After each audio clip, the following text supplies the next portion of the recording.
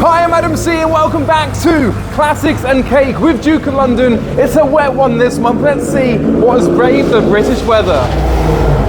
So whilst cars arrive, that is where the showroom is. This is where the storage is. And this is an Aston Martin DB6. There's no SP2 in the bubble. Oh no, there is an SP2 in the bubble. I completely missed it. The glittery showroom floor is where the Viper lives at the end. It has got its hardtop on this month and somehow is still here despite it being just £38,500 for a Gen 2 Dodge Viper RT10. We've got the fabric windows in place as well. We have to slide them open to reach inside to open the door because there's no external handles on this. It is rather chaotic getting in with cars queuing on the showroom floor and even more on the next floor with even more storage. And this one's confusing me. It looks like a Rover P4, but it's got no roof. So of course we've got the classics, we've also got the cake. What's that? Almond and orange. Almond and orange and blackcurrant. Oh, it's rolled over. Whilst the weather calms the heck down, we will have a look at the lower floors,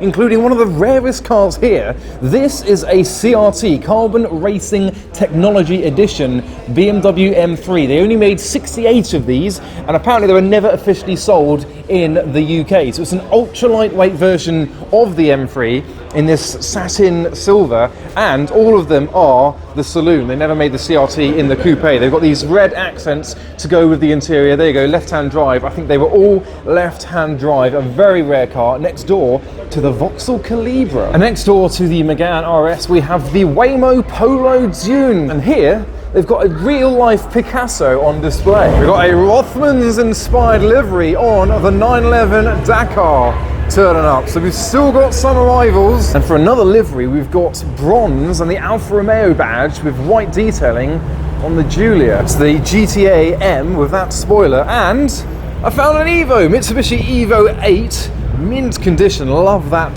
blue. Rotiform wheels. Oh my goodness, a pink Corvette. And the loudest buggy of them all.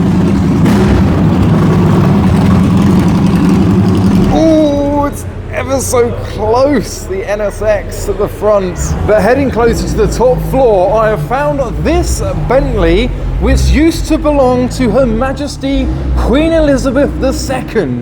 This was the Queen's Bentley. She had it for 2 years, and apparently the sat-nav is still programmed to take her back to her home in Windsor. So this used to ferry her back and forth to like number 10, and obviously she wouldn't drive it, but the Queen's Bentley is here on display as well. She's sat a little tushy down there. And we've got Duke's Range Rover from Layer Cake. We've got the Alfa and the Pontiac Le Mans next door. The Alfa Romeo 75, reminding me of Jeremy Clarkson.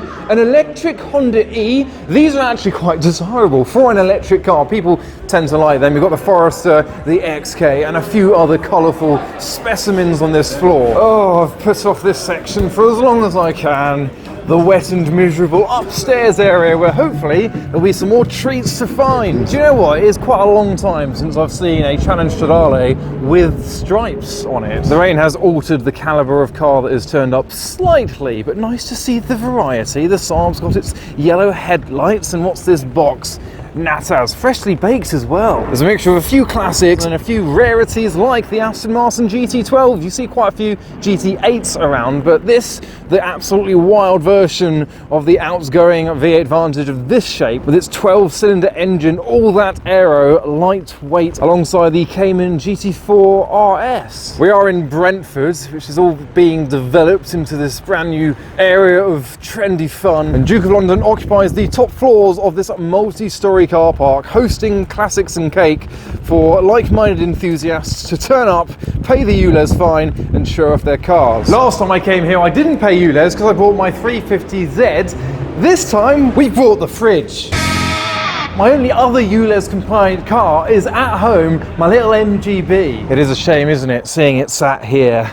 Bit of a driveway ornament. It's been sat here all winter. This was my first car. I spent years restoring it, and the winter's starting to take a bit of its toll of this being outside. To really prepare this for the summer, I need to get this fixed. But first, I need to pay attention to the car itself and give it a bit of loving. Now, Gulu has a kit contains quite a lot. So we have this device. This is the A5. It's a 4,000 amp jump starter and 160 psi tire inflator and a portable charger and even a torch as well. So when a car's parked up for a long time, you really do need to overinflate the tyres. It prevents them cracking. Luckily, the car doesn't weigh that much, but I've been meaning to do this for a long time. I've never actually owned a tyre inflator, but now I do. This can go up to 160 psi, but I'd recommend between 50 and 60 for overinflation. So you connect your tyre inflator, put it on the car, turn on the device and set your pressure. So let's go up to 50, press start and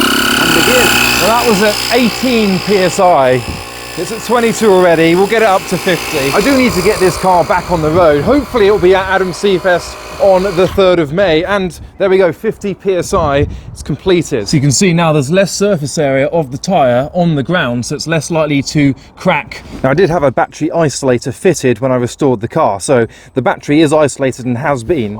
But I think even once I turn it on, because the amount of time it's been sat for, let's see if we can hear the fuel pump. No, there's nothing. So luckily also as part of the package we have jump leads to boost the battery and get it started. So it's very portable in a handy little bag, and you just plug these in, attach to the car and jump start it easily. Now I don't think this car gets any fuel. I think it's got a bit of a fuel leak, so I shouldn't really try and start it, but here we go. Oh my god, I've never heard the motors sound that healthy. Oh, I can smell fuel. Yeah. No, I'm not gonna.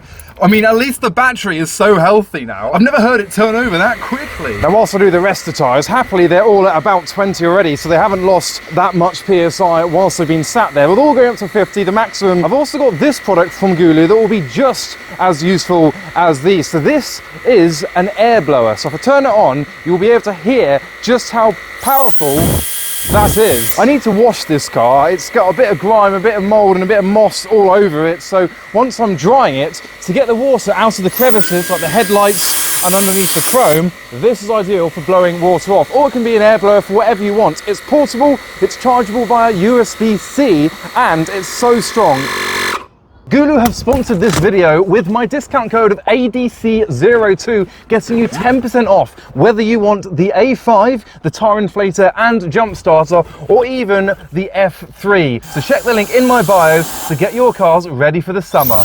But today's mission is not only classics. There's a car in London that I want to see. It's its last day here and its first time ever on UK shores. So let's get into the fridge and find it. We drove through the congested and wet streets of London towards Battersea Park, and the biggest coincidence this year, because in this bag I have the front headlight of a Mark 1 Renault Twingo.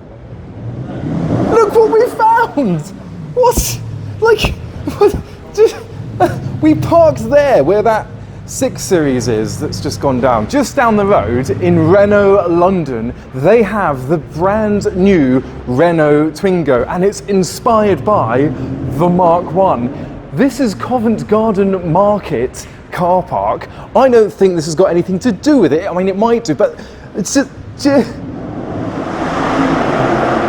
I don't know if you can hear, that's an E63 BMW 640i. But this is the reason that we have come to Battersea, which is behind this monstrosity. This is Renault, rather trendy there. No vowels, you'll notice.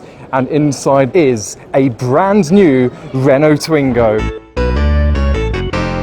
And here it is. It's a shame that they've made it convertible. That's nothing like the original, but look at that absolute green paintwork. It's beautiful. You see they've kept those triple vents there over from the... Oh no, there it is. So this is effectively the Mark IV Renault Twingo, but has been inspired by the Mark 1. As you can see, various design cues like the cheeky headlight. It's a bit uwu. Is it uwu? Like the... So to date, Renault have sold 4.1 million Twingos, and obviously the Mark 1 was the legendary one. We never got the Mark 1 Twingo, but this is the UK premiere of the new Twingo inspired by the Mark 1. So of course it's left-hand drive at the moment, but in a year's time, these will come to the market in the UK, and I cannot wait. It's a little bit longer. It's 3.8 meters, about the size of, I think, a Mark III Suzuki Swift. or a K13 Micra, and as a result it doesn't have 3 doors like the original. This is a 5-door model, so a lot more room, easier to sell in certain markets. We'll have a look at the interior in a little bit and some of the quirky features that I need to learn, like that. Harks back to the original as well. There's so much on this. It's the design that I want to point out, and the absolute green paintwork. We'll talk about this as well. I'm just so excited to see a Twingo although we just saw one in the car park as well, so that kind of counts. I think it's that cheeky and friendly frog-like face that is so recognizable from the originals. And these 3 vents, although these vents do not vent. On the original Mark 1, they would feed the interior cooling and heating. However, this is actually the washer fluid. You can't open the bonnet, but this is how you get into the washer fluid reservoir on the Twingo. So we've got these plastic ovals here that are a repeated pattern. We'll see a bit more of that. This is made of cheap recycled plastic called Starkle, and obviously the Mark 1 Twingos was all about really cheap and back to basics, and these are meant to be under 20 grand when they hit the UK market. Now this one has got the 18-inch wheels. You can have 16-inch, I think, with hubcaps as an option when these come to market as well. And of course we've got that classic shape again with the oval on the rear screen. This is all very aerodynamic for a better co-efficiency, and then you've got that cheeky rear light as well, and then more Starkle here on another oval. So we've got things like, you know, the reversing camera. We have the new logo as well. This has been inspired by various modern logos and icons. You've got the Google location tag there. We've got that plus sign that's like from PlayStation, the down arrow, even a circle there, and there's a full alphabet that Renault have created that we'll see inside the car. So obviously this is left-hand drive, but we're going to get into the passenger side first, and we can see evidence of more of the alphabet. Have a look at this rug. It's got even more, and up there on the roof lining, all very retro, much like the Mark 1s, because Mark 1 interiors, the Phase 1, the originals, had something similar to that on their seats, and even body colour shown on the inside of the doors. That's a lot like the Mark 1. So welcome to the interior of the Twingo. We've got this stalk here for reverse, neutral and drive. You can actually replace this design here. Renault have a whole new design language with their 5, their 4 and their Twingo that you can see in the shop there. And look, we've got more evidence of the font there. There's the plus for the air control. Twingo, beautifully written there. A massive button. And we've got, again, the 3 dials. That is a hark back to the Mark 1 Twingo's design. But what isn't such a hark is what you come to expect from modern cars. You've got a 10-inch screen there, touch screen, and then a 7-inch screen behind the steering wheel, but still has buttons for shortcuts to the screens as well. It's not all screens, so you've got a bit of ergonomics. It all actually feels quite robust and not too cheap. So you've got 2 pedals, but you can drive with just 1 pedal. So obviously you accelerate, then you lift off a bit and it starts braking.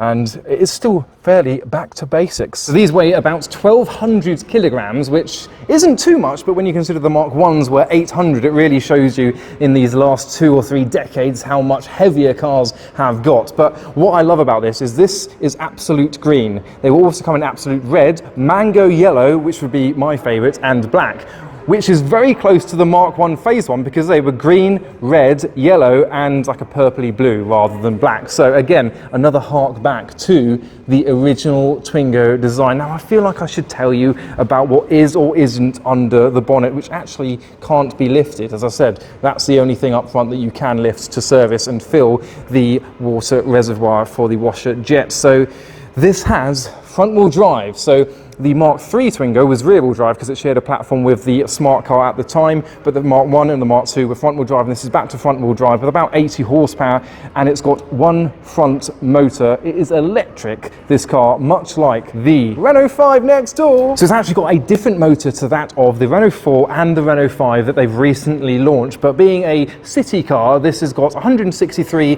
miles of range, and that is all you need. It is kind of Renault's answer, or Europe's answer, to the Chinese buzz of electric vehicles. So if we open the boot, we can have a look at more of the practicality. You'll notice this seat is folded flat and this one is upright, but is further back. So you can put the seats forwards to have a lot more boot space if you don't need any rear passengers. And with them both all the way down, the full load is about 1,000 litres. Otherwise it'd be about 360 in the boot with both the seats as they normally are. And with the seats all the way back again, It's roomy enough. I mean, I'm 6 foot and I've got about a finger's width of room above me.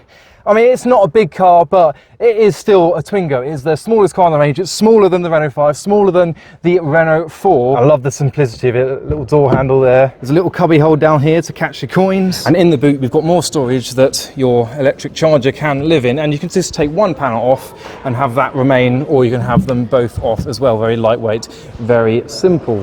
And something I thought I'd do, being the owner of a Mark 1 Twingo, is bring my Mark 1 Twingo's headlight to compare and contrast. So you can see the cheekiness. Obviously mine is a phase 1, so it's got this separate indicator there that is actually harked back to with the design, with this LED design. And look, it's actually a similar size as well.